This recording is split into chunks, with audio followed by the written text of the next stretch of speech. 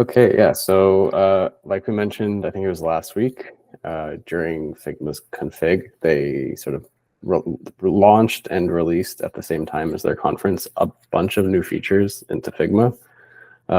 So I've been kind of going over them over the last week, just getting more familiar with all of them. And it essentially breaks down into three major categories of features, which is a lot, but it's pretty cool stuff that they added. So I've kind of broken them down into three categories here to go over today. The first one being themes and variables. So this is a brand new feature and workflow that they've introduced into Figma that sort of cascade into some existing features. So we're going to start with that one since brand spanking new. The second thing, not as big, but still some really cool updates to the workflows, which is stuff revolving around auto layout. So they added some new things into there, as well as, which we'll get into later, the variable stuff also contributes to some new opportunities and features in auto layout. So that's a pretty big one. Not as big as variables, but still definitely worth noting. And then the last section is the updates that they've made that affect prototyping, which quite a bit of stuff as well. So yeah, so we'll get through as much of this. Hopefully we can get through all of it in this. I'm going to try to be as efficient as I can, but I'm going to kind of show you how all these features work by going through the actual features and changing stuff in the demo. So yeah, we'll get started with the first one, themes and variables. So I've kind of highlighted the big points of each one. So themes and variables, essentially the background to this new feature is that you can now add different variables that relate to either color values, number values, string, so like text values, and Boolean values, which are a little bit more advanced, but it is an option. So those are all variable types. And what do I mean by variables? So they've added this new thing in Figma called local variables. By clicking on this, you can see all the variables. So this is brand new. This has never been in Figma before. And variables kind of work similar to styles. So color styles, text styles, the idea that you can define it at one point and then apply it to a number of layers throughout the file. And then all you have to do is change the one value and it will cascade that through the rest of the file. It works in a very similar way. It's just that now you can also do this for these different value types as well. So now you don't only just have color and text styles. You can now do this with any sort of number value. You can do this with content. So like you can have names and content strings as a value on a layer. So that's just kind of the surface, but that's essentially the idea of what variables are. And yeah, so like I mentioned, you can have let me go into the demo here. So you can have color values. So you can apply this very similar to color styles. I can kind of get into the reason why they still have both in a sec, but you can have color ones, string ones, like I mentioned, and number. So I've kind of represented this here. I'm going to change these so you can kind of get the idea of how it works. But essentially, it works very similar to styles. So let's say I wanted this number value to be 20. If I change this in this variable, it will change the layer in the prototype as well. So this is more relevant in the prototyping features, but just wanted to mention it here to introduce it. And the same is true for string variables as well. So if I want to change this to a different word, I can do that, which is pretty cool. So then any text layer that I have set that variable on that text layer to string, it will change that. So very similar to the way styles work. And then in Figma, to actually apply these variables, you can click on any layer that can take a variable. So if that's a color, it works very similar to the way styles are. For the color ones, you would access essentially the same button that you would for the styles, and you can select your color. For text and number ones, it's a bit different. So you're going to see this icon pop up quite a bit in the Figma UI on the right side here as you work through the new Figma UI. But this little cube with a dot is for the variables. So any instance where you can set a variable, whether that's a string, color, number, Boolean, you just click on this, and then it'll give you your drop down of all your different variables that you can apply. So here I've applied the string one, but I can use a variety of the ones I've defined. Going. So yeah, it's pretty much variables. The other thing that's part of this overhaul of features is themes. So we've covered variables. Themes is essentially a collection of variables, and you can make different themes. It's probably easier if I show it to you. So a theme is a collection of variables, and then within a theme, so I have viewports as an example. So within the viewports collection of variables, each one has a different theme. So there's a desktop and a mobile theme. And what you can essentially do is you can apply a different value to the same variable. And then you can essentially change the theme on a frame or a section, and it will change all the values that would be associated with the variable on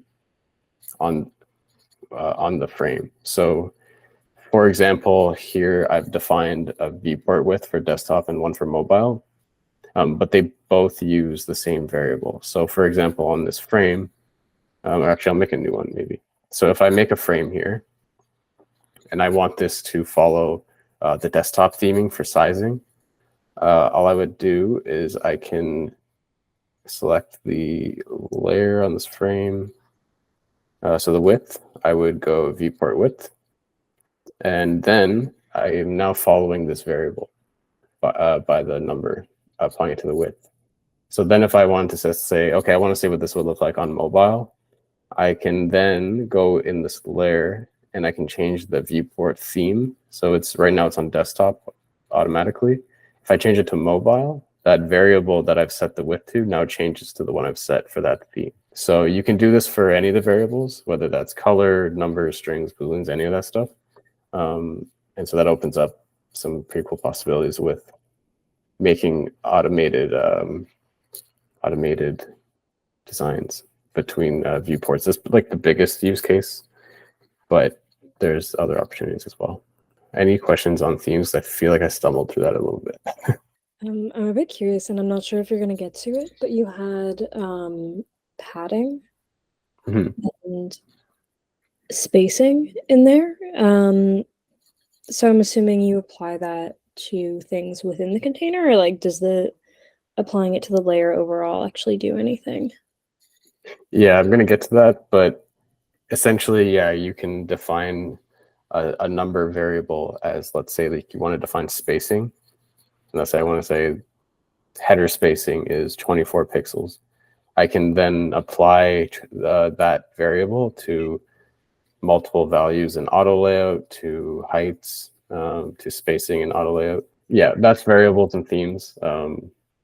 It's not too many specific features, but it's a very broad thing that applies throughout a lot of different use cases in the design workflow. So it's pretty cool. The next one is auto layout updates. So right off the bat, they added some cool stuff into auto layout.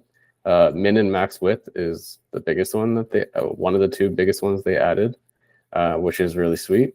So we've never had this ability before, but now we can actually define minimum and maximum widths on a component or a layer. And all you have to do that is if you go into the spacing, so the width here on this grouping of circles, right now it's set to 648 pixels as its width. But if I want to add a minimum or a max width, if I'm using auto layout, I can very easily do that by clicking one of the two. And let's say I only want this to ever expand to 800 pixels. I can do that. And now if I'm to make this wide, it will only let me go to 800, which is pretty cool. So why that's relevant, if you ever have components that are sitting within an auto layout that may be resized. So if you think about like card groupings or a lot of navigation components, you can leverage this to a pretty good degree in those cases. Same is for minimum width as well. You can add both at the same time.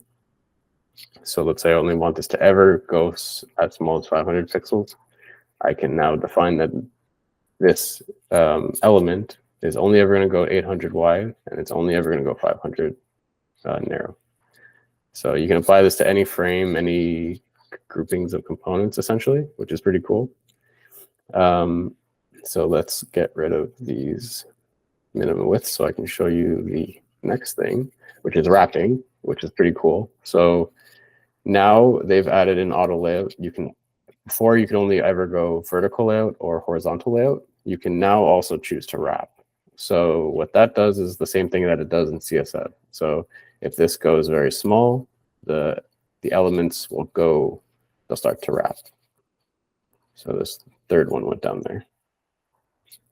So you can now include this on any sort of auto layout component, which is pretty sweet.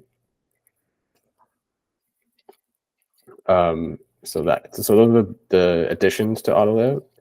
The other thing I want to talk about was the question Zoe asked, essentially, and that is the opportunities for using variables for spacing. So right now, this component here, has an auto layout, and it's 24 left and right padding and 24 top and bottom, but this is actually being set by a variable. So if you go into the settings when you make an auto layout component, you can actually choose to set a variable rather than just entering a value like per layer, essentially, which is pretty cool. So here you see I've defined it as padding under the viewports collection. So if I go back to my local variables, I can see that defined here. So this is pretty cool because if you're thinking about this on a design system scale, if you're designing interface components, a lot of which follow a theme of spacing to be consistent, you can actually just define this one time and then apply this to all the different interface elements that you're working on. So you don't have to keep going back and referring to whatever that foundational component you designed was. In my case, a lot of times I'll do buttons, and then if I'm designing a text input, a date selector, a dropdown, they all share the same padding. So this is a way to actually systematically define that, which is really cool. And so that's a really cool use case for the number of variables in your actual designs. And then a little indirect cool opportunity is when we start making more documentation around design systems, you can actually make a text layer represent a number value. So if you wanted to create documentation around something, you don't have to keep updating that stuff in the file. You can actually just make it equal that, and you can communicate that very easily and in sync. So yeah, that's auto layout. I'll pause here before we go to prototyping. If you had any questions. Yeah, I think the one question I had was just to clarify, I guess, my previous question. I think I'm just getting thrown off by the sort of table view that they're grouping all the variables. But essentially the desktop, mobile, those values aren't tied to one another in any way beyond being part of the same quote unquote theme. So essentially it's just kind of like a folder, right? Or can you apply multiple values of these at once to something because they're grouped under a single theme? I'm not sure if I understand the question. I guess the desktop has width, height, spacing, padding. Do you have to go in and attribute, can you apply the desktop theme to something holistically, or do you have to go into a particular frame and say I want the width to be this value from the desktop theme, I want the height to be this value from the desktop theme, or can you apply multiple variables to something at once? Because that was what I was trying to get at, because this view makes it seem like that's possible, but I'm not sure it is.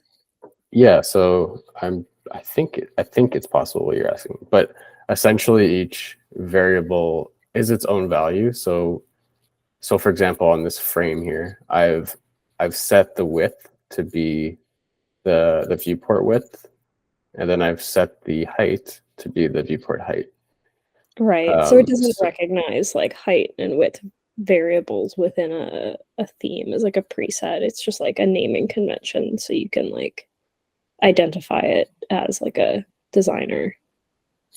Yeah, what it does do though, so where this, I don't know if theming is really going to come into play too much in our work, But the idea is that you can switch a frame to use the other values. So let's say I wanted to make this frame use the mobile instead. I can go here. Yeah. So if I click mobile, those two variables that I've set are going to switch their values to the mobile definition. Right? Okay. Yes. Now it completely makes sense. I'm like, why are they doing it in this view? What are the relationships? What's going on? Yeah. But that completely makes sense. Sick. That's really awesome. And then you toggle that just on the layer itself. Yep. So the use cases they showed at config were this was like screen size, but also color. Like they did light and dark theme very easily this way. So yeah, I don't think it'll come into play too much if I'm being honest, but it is pretty cool. It is a pretty cool opportunity, maybe. Yeah, I think especially for desktop and mobile, where like with some of the systems, like it's really well built and it kind of transitions directly. You can probably get so much of the legwork done just through toggling the spacing. So yeah, if we were to build like a design system in a very technical way, you could probably actually get like the idea is that you could get away with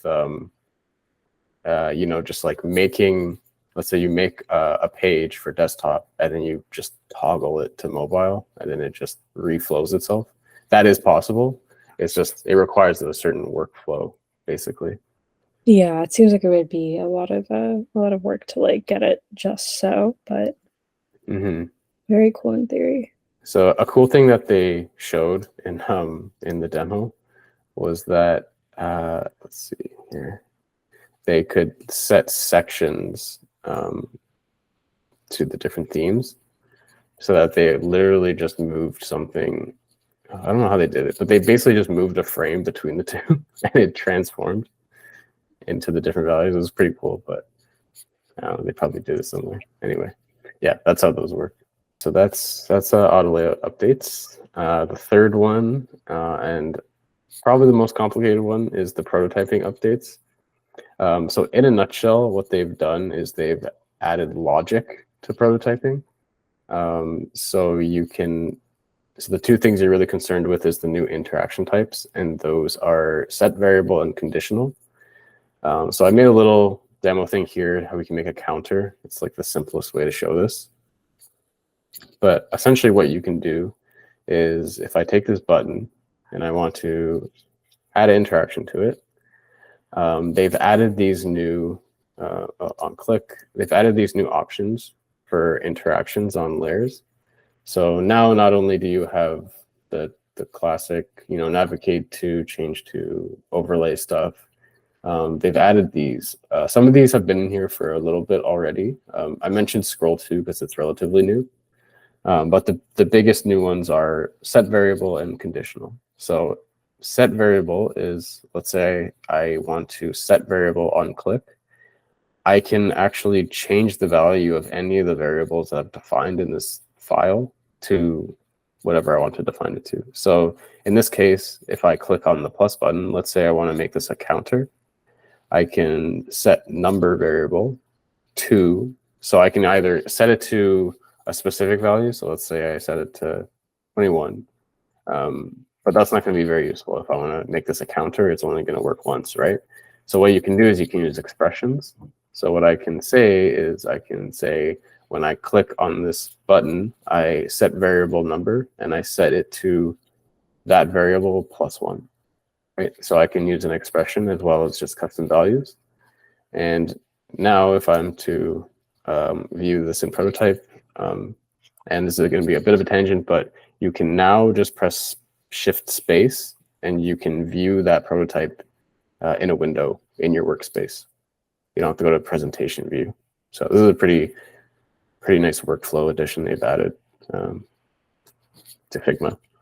But anyway, so now I have that interaction. Every time I click plus, it's going to infinitely keep adding ones to that string, to that number variable. And you can add multiple as well. So if I go back into this interaction, I can add a condition So let's add a condition. So I can say if, so let's say I want to make, once it hits 50, I want it to reset for whatever reason. I can say if number equals 50, equal to 50, and I can add an action to set variable again, set number, and I can set it to 0. So now, in theory, if I use my counter here and I go to 50, it'll just go back to 0. And it can keep going. So in a nutshell, that's the logic they've added to prototyping. You can see how this is very broad in broad strokes. Like you can apply this to a lot of different things in your prototyping as well. So you can make conditionals. In the demo, they showed a cart. So you can say, like, if this value is false, then go to this page. If it's true, go to this page. You can do stuff like that, which is really cool. But yeah, so that's conditionals in a nutshell. The other thing I just mentioned was scroll to. They added the ability to link to another component on the page, and you can scroll to it. And then you can add an offset if it's like scrolling to a weird position, which is pretty cool. Yeah. Any questions about the conditional stuff, or anything you'd like me to maybe go into more detail about? Because there's a lot to unpack there. No, but it's really cool. I was just wondering if, for example, you present this same exercise to the client. Do you think they will be distracted by these kind of features? Like spending more time playing with the buttons, or Yeah, not really. yeah, like we probably wouldn't go into this level for most things, but where this does help a lot is one of the flows I'm working on is the decision tree flow, right? So in the old Figma, if you wanted to actually represent that entire flow, we would have had to make, like, I don't even know how many pages, probably like 20 to 50 pages just to show all the different states. Mm-hmm. But if you now use variables and logic, you can actually make that flow with a handful, if not less, pages, because of the way you can just change variables and change strings and stuff like that. So that's where it will help us a lot, because we can now include a higher fidelity into our prototyping with the same, if not less, production time spent on it. Oh, okay, I get it now. That's great. Simon, Zoe, any questions about just like if you can do certain things or anything? I didn't really show the full scope of this, so. Yeah, I've like played around with this a little bit already. The one thing I'm curious, I'm kind of waiting a tiny bit. I'm very excited for like some of the really big, more robust like YouTube tutorials and stuff that are going to come out. Or like some of the more involved flows, but I think that for certain things, like I'm imagining again, like a shopping cart example or like anything where you're going through like a more detailed flow, this will be like so helpful. Especially yeah, the conditional logic will save us a huge amount of time. But yeah, no real questions at the moment. I think I need to like get a little bit hands-on with it. Yeah, stuff like the prototyping in particular, I think it's really going to go a long way in product projects. As far as like the web stuff we usually do, it's going to be a huge plus for any projects that have like logged in states, stuff like that. And I'm sure there's a number of other use cases that will lend itself well to when they appear. But those kind of ones off the top of my head, I know they will come in handy for it. Yeah, honestly, the one thing it's pretty minor, but just having variables for things like padding and stuff like that is going to be so huge, because you just input the same thing over and over and over again to every single frame. Yeah, exactly. And you can add that to width, you can add it to height, you can add it to border radius or corner radius, whatever. Oh, corner radius too. My goodness. Yeah, and then an auto layout, yeah, you can add it to the padding, you can add it to the vertical gap or horizontal spacing. So yeah, little detail, but it's going to go a very long way with keeping things consistent. Yeah, definitely excited for the next sort of newer project that we're able to like kind of start from the beginning with all of this in mind. I feel like it's a little bit tricky to loop in midway or later on within a project. But the one thing I really wish that they included in this variable thing was if you could add it to the motion values on animation. True. But, we've yet to get there. Hopefully that's the next step. God, yeah, that's such a good point. Like even I was just doing like it was like no more than like 15 screens for like this onboarding flow for XC and having to like re-input the exact transition values like 8 times was, and then you go through it and you're like, I think I want like 50 milliseconds, like slower, like slightly different easing, and it's like, yeah, so repetitive. So it's a really good call out. I'm sure they'll bring it in, but people might not be using the prototyping and that fidelity quite as much as these other features. I want to see if there's a plugin for that. I feel like there might be, but it would be a really nice addition because there's no sort of like style, like feature set or anything with animation. So yeah, longing for that. But this is all very cool additions, to say the least.